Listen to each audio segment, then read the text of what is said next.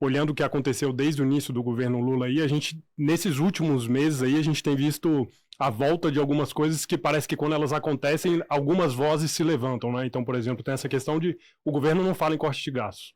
Aí entra também no preço, começa a entrar a questão do BC, né? Existe um certo risco aí, né? A gente tem 2 eleições pela frente, né? Então acho que algumas coisas começam a aparecer que meio que dá aquela sensação de... na verdade não está acontecendo um desembarque, a gente tem um hedge, né? O mercado está fazendo um hedge no sentido de, olha, os próximos 2 anos aí a gente pode ver algumas coisas que o governo está contratando e que elas podem meio que sair do trilho, né? Pode acontecer algumas coisas. Nesse sentido... da irresponsabilidade e tal, preocupa, é uma preocupação, as coisas que vão acontecendo, independente do externo, né? Elas vão acontecendo, coisas que já eram esperadas, né? Já eram esperadas, todas elas. Né? Todas elas já eram esperadas, mas alguns tentaram, não sei, acreditar numa certa responsabilidade, mas em certo aspecto é o PT sendo o PT, né? O governo Lula sendo o governo Lula, né? Tá dentro do esperado, assim. Acho que sim, quer dizer, todo mundo, né, durante a campanha, o PT nunca fez questão de esconder o que ele gostaria, quer dizer, que é um gasto fiscal maior, que é um salário mínimo indexado, né, ao PIB nominal. Isso foi uma das primeiras coisas que foi feito. Isso é o mais bizarro, isso foi mais bizarro, isso estava na cara. Estava, né? Claro. E só que o que talvez as pessoas não esperassem é que o PIB fosse crescer em 2023. Ele realmente cresceu, continua crescendo em 2024, e isso, mesmo com esses vetores apontando todos nessa direção, quer dizer, mais gasto, tá evidente que esse arcabouço ele é insustentável rapidamente, né? Ele fica com 2, 3 anos aí de crescimento mais baixo, ou mesmo sem ser mais baixo, você já inviabiliza o funcionamento da máquina. Isso é uma coisa que agora, né? Quer dizer, ano passado você vai dizer que você não conseguia ver, era óbvio que sim, né? Mas foi dado aí esse benefício da dúvida e, assim, algumas coisas aconteceram. Ele conseguiu, nessa agenda fiscal de arrecadação, ele mal ou bem conseguiu ter algum bom resultado, né, do ponto de vista do governo, né, que é sempre mais imposto, né, então CARF, então o que está acontecendo agora, e aí o Banco Central acho que entra nisso também, quer dizer, tem indicações aí, embora você assim, é sempre muito difícil você antecipar essa mudança na política monetária, né, porque o Banco Central ele sempre, né, ele sempre vai ter um incentivo de deixar as coisas organizadas, mesmo quando você tem talvez uma diferença de opinião lá dentro, né? Acho que fica óbvio para todo mundo que está lá dentro, com alguma rapidez, que em continuar esse conflito aí de, eu quero cair e você não... Esse é um perde-perde evidente, né? Aí você olha, quer dizer, a inflação em si, ela está bem comportada. Se não fosse essa confusão, digamos assim, que foi esse último ciclo de comunicação e execução de política monetária por parte do BC, a inflação está te mostrando que você poderia estar com o ciclo caindo, juro normal, aí, ia atingir um número abaixo de 10, single digits, com tranquilidade. E agora, depois dessa situação, você criou isso daí, né? Não está claro, mas dificilmente, né? Quer dizer, agora você tem aí essa diretoria, né, o presidente e alguns diretores saem no final do ano, então você tem pouco mais de 6 meses, é difícil você colocar aí um choque de credibilidade que afiance que a política monetária a partir de janeiro vai ser exatamente igual a essa. É difícil isso, né? Então é uma coisa que a gente vai ter que conviver com essa incerteza aí. E eu acho que aí também tem que olhar para os dois lados, né? A gente tem visto críticas, né? Acho que em todos os jornais, decisões monocráticas, juiz falando fora dos autos, dando opinião sobre política, sobre a agenda legislativa, no exterior, é um negócio que não é legal. Você quer ver o juiz só nos autos ali da decisão, que nem juiz de jogo de futebol, né? Se é palmeirense roxo, eu sou flamenguista, você quer ver aquele juiz discreto, que não é o personagem principal do jogo. Normalmente, quando isso ocorre, o jogo é melhor. A gente também não quer ver a autoridade monetária falando fora da ata. Então, de abrir entrevista, aí se apega num momento de dados muito ruins, aí depois não tem como voltar atrás. Aí a turma que é minoritária não vota junto. Aí qualquer coisa que vier daqui para frente não tem credibilidade. Todo mundo perdeu. Eu achei esse jogo assim, um foi burro, o outro foi burro, os dois juntos foram péssimo. Uma besta. E aí sobra para nós. Agora a pergunta que eu faço, voltando a esse ponto, e essa dúvida do fiscal, com essa agora perda de credibilidade no novo fronte que não tinha, que é a monetária, nos coloca numa enrascada. 10,5 para quê? Nós já estamos num período altamente contracionista da política monetária. Se tivesse 9,5, o efeito ia ser quase o mesmo, ou o mesmo. De fato, ninguém espera que a inflação ano que vem seja 3%. E nem que a de 26 seja 3%. Não será. O Brasil é um país que tem uma inflação resiliente mais alta do que os concorrentes. Seja porque tem uma máquina pública muito grande, seja por ineficiências da economia, nós somos menos competitivos. Então isso de fato leva a inflação final mais alta. E aí estamos numa enrascada, porque a gente gasta hoje 7% do PIB. 7% do PIB com taxa de juros. E aí essa visão com os Estados Unidos é muito mais condescendente. Eles têm uma moeda forte e eles são o que emitem a moeda. Isso dá uma grande vantagem. Mas os caras estão com 120% do PIB, com uma inflação muito acima da meta. E eles pararam a taxa de juros. Por que pararam de apertar? Porque de repente você começa a fazer a conta e falar, não faz sentido. Uhum. Pô, 10,5, na minha opinião, não faz sentido algum. Ficou... Posso só jogar uma provocação nisso aí? É um assunto que a gente não teve ainda a oportunidade de abordar aqui no Market Makers. Não, é que é do lance da política monetária. Porque pelo que parece no discurso de vocês, parece que foi meio que o Banco Central contratou essa perda de credibilidade da política monetária. As duas alas contrataram juntas. Primeiro uma, depois a outra. Mas certo? as duas alas de dentro do Banco Central, do comitê. Primeiro o seguinte, vou abrir porque você... Eu acho até que o... Não, é que assim, o fiscal ok. O fiscal a gente já esperava que poderia... Agora, primeiro, a política monetária, o que aconteceu? Teve uma rodada de dados muito ruins nos Estados Unidos. Muito ruim não, muito bons para a economia americana, ruins para a inflação, muito forte, mercado de trabalho, inflação. E aí, nesse momento, o Roberto abriu por sinal, o cara fez um trabalho esplêndido do Banco Central. E subiu os juros de 2 para 3. Eu acho até que 2 foi exagero. Mas não dá para culpar naquele momento de pandemia. Ele preferiu errar para baixo. Ele subiu de 2 para 13,75 no ano anterior e no ano da eleição. E não levou tanta pedrada quanto levou num ano que ele já estava trazendo a inflação para baixo. Então acho que talvez tenha um psicológico aí atrás. É possível. É possível. Mas, de fato, ele abriu a reunião, deixou virar público, que se apegou a uma tese mais rock. E 2 semanas depois, quando teve a decisão, esses já vinham tido uma rodada de dados mais favorável. E você ficou preso no argumento. Só que o segundo bloco, que é o bloco de diretores colocados pelo Haddad, que queriam votar por 50, não dá aqui para dizer, seria leviano dizer que eles votaram 50 porque o Haddad mandou. Eu veria argumentos por 50. Eu teria votado nos 50 se eu pudesse influenciar, até falar, deem 50. Que não faz diferença. Mas, ao perceber que ia ter uma maioria com 25, uma decisão unânime geraria mais credibilidade. Mesmo sendo uma mensagem mais rock. Na hora que você vê essa divisão, o mercado tá vendo?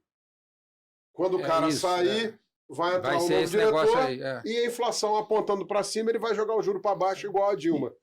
E foi o que o Felipe Guerra, na entrevista para o Neofilho, Felipe Guerra, seu sócio ali na Legacy, ele até foi uma decisão hawk que, em tese, deveria jogar para baixo as expectativas de inflação. Sim. E, na verdade, jogou para cima, né? Então foi a pior decisão possível. Só que tem algum economista aqui na mesa? Tem. Tem 2, né? Tem. Eu não sou praticante, você com muito mais melhor economista que eu. Esses juros mais altos, com a taxa de juro futura mais alta, leva a uma queda da inflação e do PIB para o ano que vem. Então a expectativa tinha que ser de inflação mais baixa. O fiscal não é suficiente. Esse fiscal, que é ruim, tem os problemas que a gente sabe, não é suficiente para desancorar isso tudo. A gente se colocou numa enrascada. E é uma enrascada de narrativa.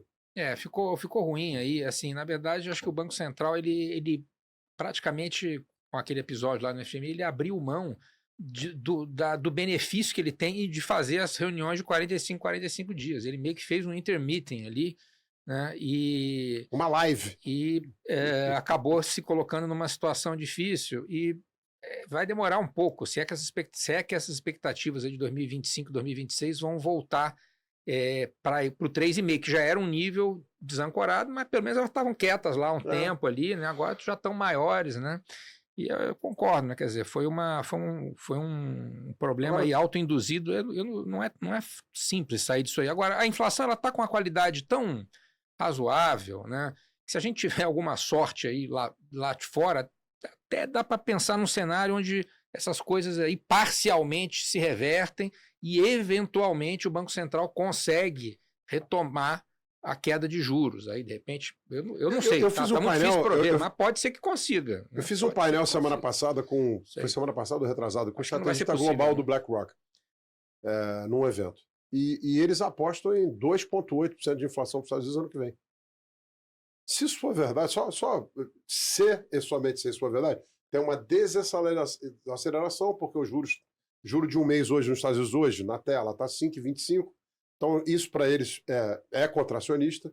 Então, imaginando aqui que a economia americana comece a crescer menos, que é um cenário altamente favorável, continua crescendo menos, a inflação começa a ceder, a de bens já cedeu, o que está se mantendo mais resiliente é a de serviços, igual na Europa, igual foi no Brasil.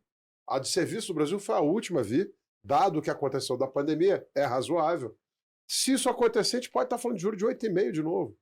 Se o juro lá tiver 3,5, aqui pode ser 8,5. Se lá tiver 4, a gente pode estar falando de 9,5. A gente não necessariamente vai ficar preso nesses 10,5. Agora, a gente está preso hoje num conflito de perda de credibilidade. E isso foi totalmente desnecessário. Foi desnecessário. E um ponto que eu acho interessante desse governo é que o Brasil mudou muito institucionalmente. E as pessoas acho que não têm essa percepção. Então fica aquela história. A minha esposa, né, ela tem lá os cachorrinhos dela, né? Cachorro pequeno late, late, late, mas não morde. É meio parecido. O cara fala, pô, vou tirar a independência do Banco Central. Não vai, isso aqui é um retrocesso. Ah, tá bom, não vou. Não, eu vou... Não, vamos reestatizar a Eletrobras. Não, você não vai, é um retrocesso. Ah, tá bom, não vou. Peraí, tem uns decretinhos aqui do Marco de Saneamento, que desde 1822 nunca ninguém botou dinheiro no setor. Veio o Marco, o pessoal botou 130 bi, pô, quero estragar, vou dar mais tempo. Não vou proibir que tenha que ser privatizado. Numa manhã o Congresso, derrubou. Então fica aquele negócio. Petrobras, vou mexer no dividendo.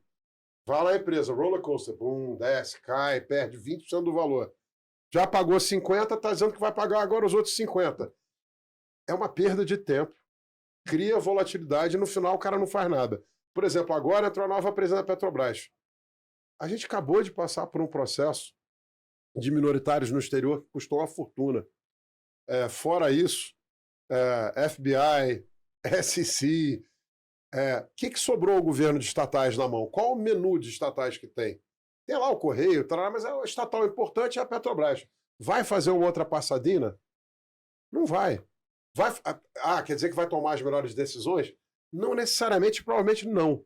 Mas a única coisa que eu acho é que o Brasil institucionalmente também ficou mais robusto. Então hoje você não consegue fazer as coisas que você fazia 15 anos atrás. Então essa perda de credibilidade... Presidente do Banco Central mal sucedido na carreira, depois do Banco Central. Tombini. Quem quer ser o próximo Tombini? Aquela cadeira tem um certo peso, né? Pode ser um puro teatro, pode ser, eu não conheço pessoalmente. O Galípolo hoje de manhã deu uma entrevista irretocável. Sim. Falou, meu compromisso é com a meta de inflação, permaneceremos contracionistas o tempo suficiente para a inflação convergir. Agora, pergunta, 9,5 hoje não seria contracionista? Pergunta para você. Então, eu assim, Walter, eu talvez discorde um pouco, assim, porque a intenção das políticas acho que é muito sabida e muito clara, né? O governo ele encontrou, né, acho que desde o tempo em que o Lula era presidente, muita coisa mudou e o Congresso hoje é um elemento mais difícil. Quer dizer, você tem que governar. As emendas cresceram muito, né? O orçamento hoje a parte livre dele depende muito do Congresso. Então, isso é uma coisa que se impôs aí essa realidade. Agora, a intenção do governo é muito clara. Tem aí algumas travas, mas para várias outras coisas a gente sabe, e até coisas muito mais graves do que essas que a gente está falando aqui, essas travas não não funcionaram, muito pelo contrário, né? Então, eu sou, a médio prazo, eu sou mais cético aí. Eu vi hoje a Petrobras questionando as decisões do Toffoli e falei, pô, sensacional, né? Porque tem TCU atrás, tem o compliance da empresa, o cara que está no compliance tem que agir. E a Petrobras hoje foi lá formalmente ao Ministério Público e questionou, mas peraí, vale ou não vale essas decisões? Como é que é esse negócio? É a própria empresa estatal questionando, como é que faz? Eu acho que isso mostra um país mais amadurecido. As intenções são claríssimas. Eu tenho muita dúvida da capacidade de execução. A capacidade de execução tem sido limitada aí por vários fatores, mas acho que está em aberto aí para o futuro, como que isso, tanto na política monetária, quanto na política fiscal, quanto ao BNDES, que por enquanto tem sido, está quieto lá, não está fazendo quase nada. Surpreendido, não fazer nada, né? Não fez nenhuma grosseria por enquanto, mas a gente sabe os níveis de concessão de empréstimo que o BNDES atingiu sob o Lula, chegou a 4% do PIB, Exato. ali no auge, em 2013, 2014, né? Era o terceiro maior banco do mundo, né? Em termos de ativos, era maior do que o Banco Mundial, do que todos esses aí. Né? Não sei. Agora, o pessoal também deu uma grande. Teve um erro aí, né? Quando mudaram a regra de doação e criaram o fundo partidário. E hoje o Congresso não precisa mais do governo para nada. Né? E ao contrário, e o que isso criou foi uma fidelização, né, dos congressistas ao partido. Se você não seguir minha linha, não fizer o que eu estou falando, eu não te dou a grana, você não se elege. E eu acho que o segundo semestre desse ano a gente vai ver uma eleição pelo todo histórico, né? Eu acho que as pessoas também... Isso pega um pouco a narrativa. Como a eleição passada, no nível... a eleição para presidente foi decidida por uma guerra de rejeições, o pessoal parou de olhar para aquele filme de um Congresso mais à direita. 14, 16, 18, 20, 22... E eu acho que essa eleição agora no segundo semestre promete ser histórica. Então isso começa também a colocar certas restrições. Porque se você começar a perceber sangue na água, começar a perceber um pato manco, você também começa a limitar mais ele e começa a ser mais refratário a qualquer tipo de movimento. Eu antevejo isso. Acho até mesmo que para o próprio judiciário ficou um negócio muito desgastante. Começa a ser uma coisa meio assimétrica. Começa a ser uma coisa meio que não tem retorno, entendeu? E com uma perspectiva de alternância bastante alta em 26.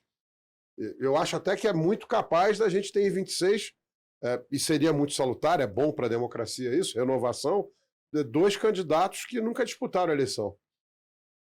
Seria sensacional. Mas eu acho que está muito cedo aí para qualquer inferência aí sobre isso. Mas parece ser o caminho, né? De hoje. Não sei, Walter. Acho que vai rolar muita água ainda.